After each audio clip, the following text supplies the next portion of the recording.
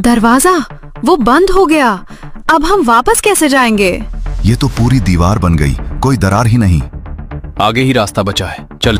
भूमिगत गलियारे में पीतल और पत्थर के बने खगोलीय यंत्र धीरे धीरे घूम रहे थे, मानो कोई अदृश्य शक्ति उन्हें सदियों से चला रही थी।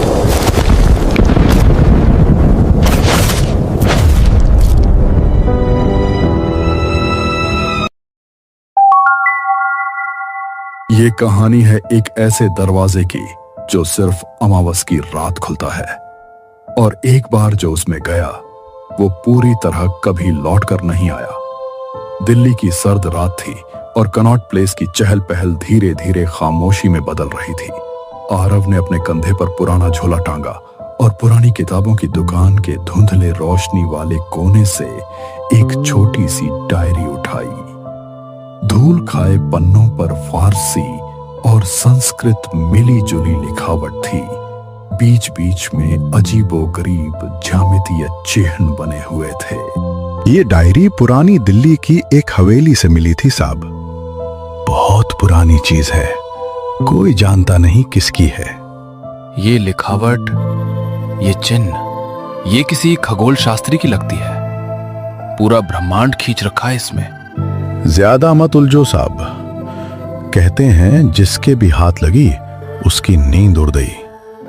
हम इतिहासकार हैं जनाब, डर हमें छू नहीं सकता। लेकिन डायरी के आखिरी पन्नों पर लाल स्याही से लिखी चेतावनी ने आरव की रूह तक हिला दी।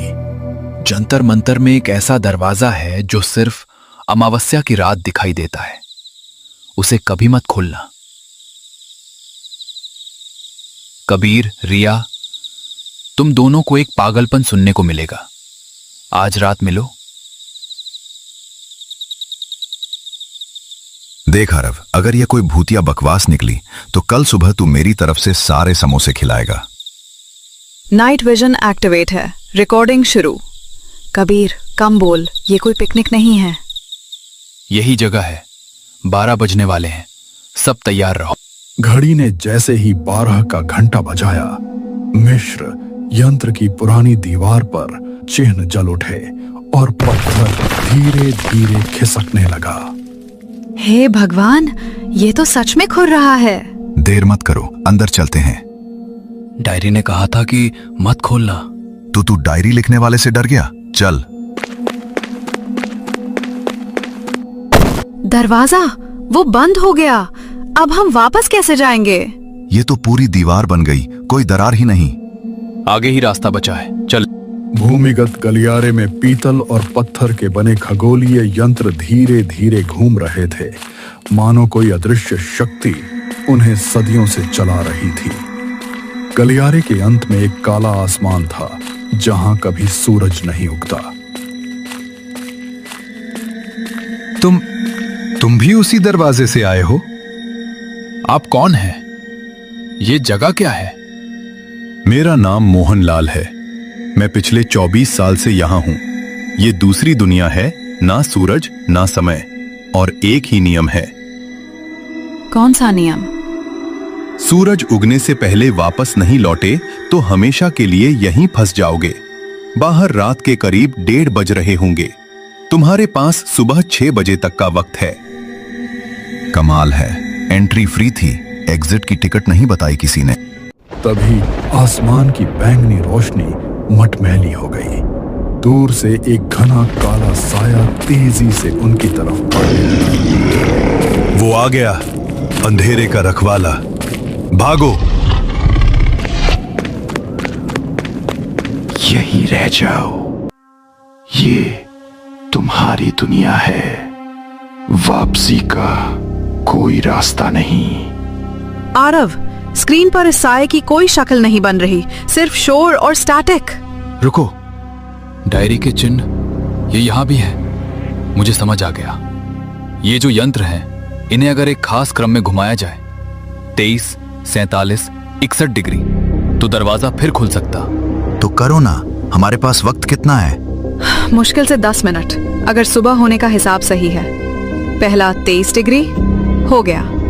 दूसरा 47 हो गया। तीसरे यंत्र तक पहुंचने की देर थी कि काला साया उनके ठीक सामने आ खड़ा हुआ। अब पहुंचने का कोई रास्ता नहीं था। आरव, तुम दोनों को बाहर जाना है। तीसरा यंत्र तुम घुमा सकते हो, लेकिन तब तक ये साया तुम तक पहुंच जाएगा। मुझे जाने दो। पागल हो गया है तू? हम तुझे छोड़कर नहीं जाएंगे। तेरी वीडियो में हमेशा रहूंगा, प्रॉमिस। अब जाओ। कबीर साये की तरफ बढ़ता है। काली छाया उसे ढक लेती है। आरव, अब करो। 61 डिग्री पूरा हुआ। जमीन कांप उठी। गलियारे के अंत में वही पत्थर का दरवाजा रोशनी के चौकोर टुकड़े की तरह खुल गया। पीछे साया फिर दहाड़ा, लेकिन आरव और रिया ने आखिरी छलांग लगाई। जंतर मंत्र की ठंडी सुबह की हवा उनके चेहरों से टकराई। पीछे दरवाजा एक जोरदार धमाके के साथ बंद हुआ। फिर सब कुछ सामान्य, वही पुरानी दीवार, वही पत्थर। कबीर अंदर रह गया। वो नहीं आएगा। उसने खुद को हमारे लिए। कई दिन बीत गए, पुलिस को कुछ नहीं मिला। कबीर गुमशुदा था और सच्चाई कोई नहीं जानता था। एक शाम आरव ने उस रात की फुटेज देखने का फैसला किया।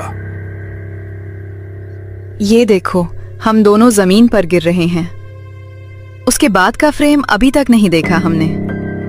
रुको, ये क्या है? वो कबीर है। तभी लैपटॉप के स्पीकर से एक धीमी गूंजती आवाज निकली। वही आवाज जो उस भूमिगत गलियारे में सुनाई देती थी, लेकिन इस बार बिल्कुल पास से। दरवाजा कभी बंद नहीं होता, बस अगला इंतजार करता है।